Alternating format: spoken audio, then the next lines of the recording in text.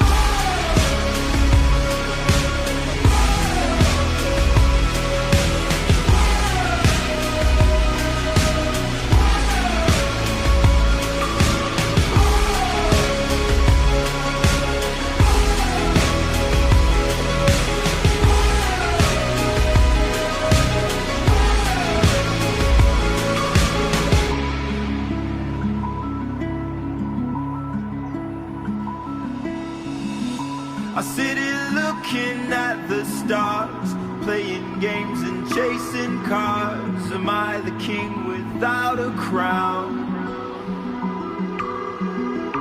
I hear a voice inside me say, feel the blood flow through your veins, as the memory it remains.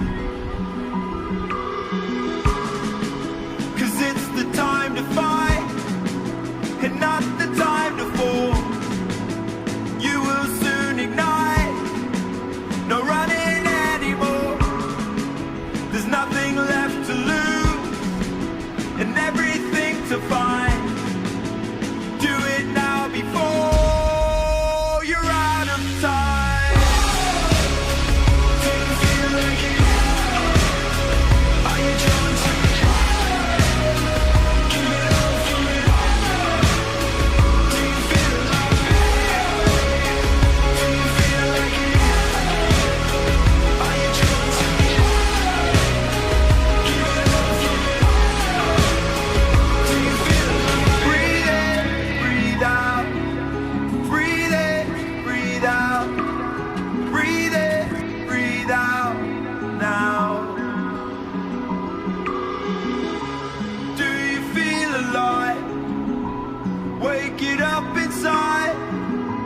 Do you feel alive? 'Cause it's the time to fight, and not the time to fall. You will soon ignite, no running anymore. There's nothing left to lose, and everything to find. Do it now before you're out of time.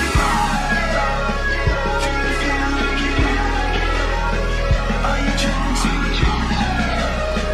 Give it all for it. Do you feel like it? Do you feel like it? Are you drawn to it?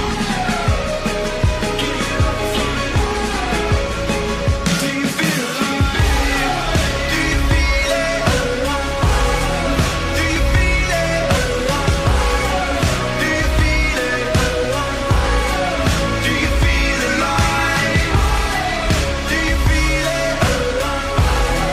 Do you feel it? Do you feel it? Do you feel alive?